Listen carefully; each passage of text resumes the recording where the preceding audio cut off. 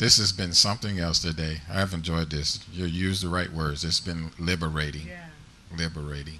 And I want to continue to do more of this. Now you know why I said I want to do this every month. At least once a month. Let's just have an open discussion. I'll keep bringing video clips of uh, things that people are saying and that they're talking about. And we can just express where we've been. And now Carol and I will continue just to offer to you where we've been in our journey.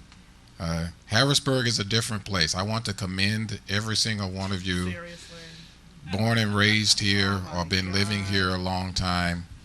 I want you to know from somebody coming from the outside in, I've never been to a place like this any In this world. in the world, and We've traveled quite a bit. I've traveled from one end of this country to the I've been literally Literally. the length and breadth of the United States, and Carol and I've been And here. I don't mean We've just been- passing through. We've actually, Yeah, we spent time visited. And, spent time in No, these places yeah. and been to Africa and England.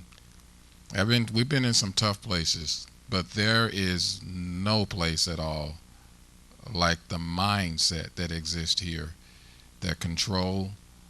Um, and one thing that I've noticed is that ministries like ours that come to Harrisburg, uh, there are very few people. You've been under so much control that there are very few people that even feel safe in leaving it and going to a place of safety. It's sort of like what happened in World War II, the people who were in the concentration camps, that even after Hitler was defeated, um, and the Allies and the came Allies to liberate them from the camp. they came to the camps, and the people were still sitting there in the camps.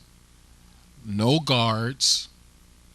All the Germans were gone. There was no guards, nobody there to keep them there, and they still had stayed. It took the Allies coming in to the camps to tell them, it's okay, you really can leave now. They were afraid that they were waiting for them They thought out the Germans in the were out there woods in the woods. They're going to gun us down if we leave. if we leave, because they had Yeah. so abused them. They've been so abused for so long that even when freedom was right there, they were afraid to leave. And that's how I see Harrisburg. Fear and control. So that now you can leave. Yeah. Yes. Yeah, same thing with slavery. Exactly. So all I'm saying is I love you guys. I thank you for coming. You were very brave. Seriously. I know that it's cost you. I know that there are people, family members and friends, who really do question your decision to attend this church. I know it. I know it's not easy.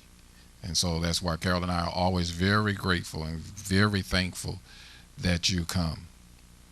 Because it just to attend, to leave the normal, to leave the religion, to leave that, that in itself creates conflict. Because people start looking at you like who you think you are. You can't hang out with the family no more. You can't go to our church no more, and all that kind of stuff. So I thank you so very much. You are very brave. Uh, and we're just thankful because we know God sent us here, and he told us that he was sending us to a very special people. And so when we look at your faces, you are the confirmation of a prophetic promise that God made to us in 2004. So it's a big deal to us every Sunday that we get a chance to gather and that you're able to come. It's a big deal to us.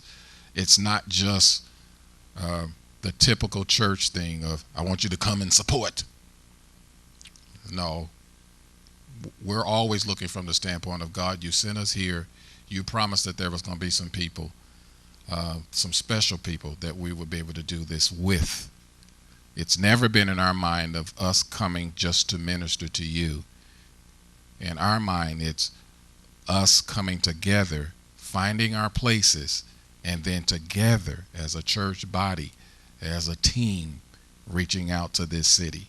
And we're still in the process of that gathering and discussions like this to help us to get to know each other, because God is assembling us. He's assembling us for something that Harrisburg has never seen before. It's not going to be church as usual. It's just not. I don't know what the future is going to look like. I think we're going to be this interesting combination of it all. We're going to be Pentecostal one week and Presbyterian the next week.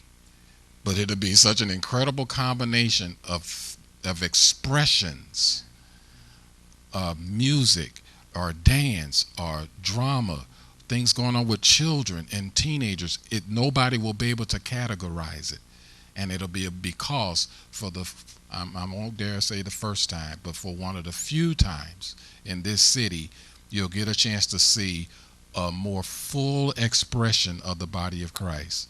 People won't know whether to call it a black church or a white church or a Latino church. That already happened to us once. We had this young man that was trying to describe our church to his friends. He had brought us on the radio when the station was going over on the other side, and they were saying, where's their guy's church? And he started trying to describe it, and he said, and their style is it's not black, it's not white. I don't know how to explain it. And we were like, yes, because that's what Harrisburg needs. It needs an unexplainable, uncategorizable ministry.